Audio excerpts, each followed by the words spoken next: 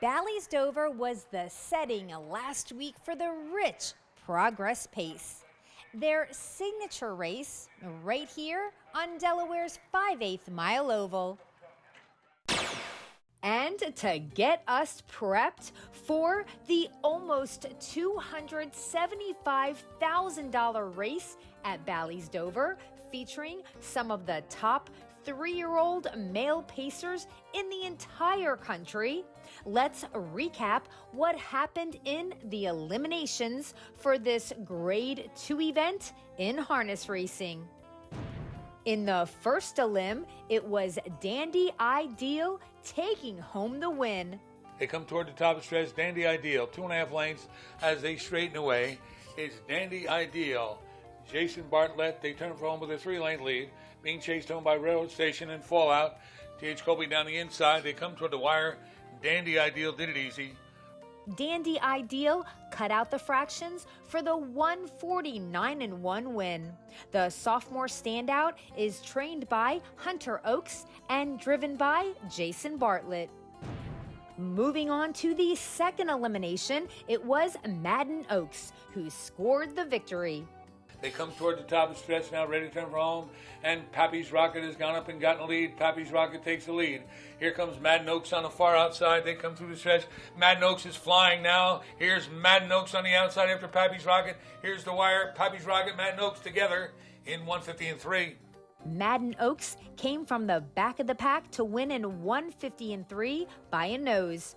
The 3-year-old is trained by Cameron Capone with Simon Allard in the driver's seat. Okay, we now know about a couple superstar standardbreds who went behind the starting gate over the Bally's Dover 5/8 mile oval in the rich Grade 2 Progress Pace. And here's the entire field of 9 3-year-old colt and gelding pacers. We'll send it back up to Jack Gallagher one more time for the call. They're off from the center of the track. There goes Captain Optimistic out for the lead. Dandy Ideal from the far outside. Also moving out from between horses. That's Railroad Station as they speed into the first turn. Captain Optimistic, Dandy Ideal. Railroad Station is going to settle for third, I believe. Down inside Swingtown fourth, racing fifth Fusion. Behind Fusion, that's Fallout. Then comes Madden Oakes, followed by the trailers Pappy's Rockin' at the end, T.H. Colby, as they make their way by the opening quarter, 26 seconds flat. They come by the stands, and up on the outside, Dandy Ideal is up to get the lead. Captain Optimistic is back in second. Racing third, that's Railroad Station, 2 in front of Swingtown. Then it's 3 lengths to Fusion in fifth, racing sixth.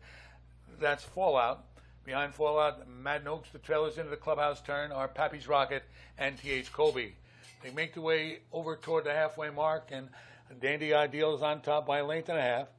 Sitting in second is Captain Optimistic. Moving up on the outside, Fusion with the Railroad Station back to fourth. Out now is Fallout down toward the rail, Swingtown. Third of a trip for Madden Oakes. Down inside, Pappy's Rocket continuing to trail is T.H. Colby. They race up the back stretch on the way toward 3/4. Dandy Ideal almost 2 lengths.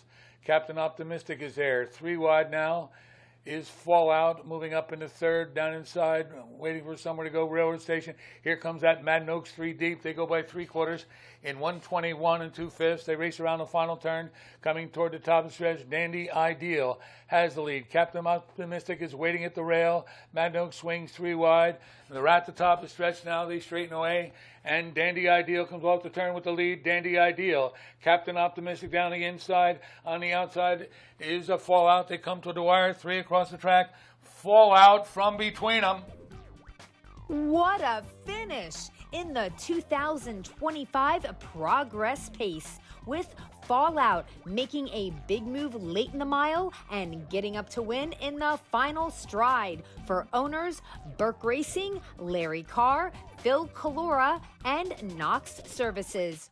The 3-year-old pacer, trained by Ron Burke, surprised at odds of 20-1. And Publicity Director Al Kraszewski was joined by winning driver Tim Tetrick for an interview.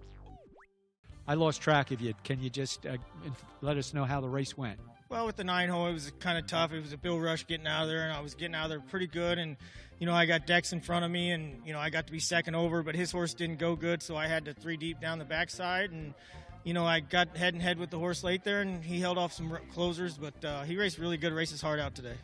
He's been real sharp. He's raced all over the place. He went to Lexington on the program, Cumberland Run, and then, of course, here where he finished third. Has Ron Burke told you what future may be for him? Well, I'm sure that'll be it for this year, and then they're going to get ready for his 4-year-old campaign. I'm a firm believer in this horse. I think he's a really good horse, and he proved it tonight. He's been close all year. Just a lot of things that went wrong against him, but he proved his worth tonight. Well, another perfect trip by Tim Tetrick. Tim, congratulations. Thank you very much.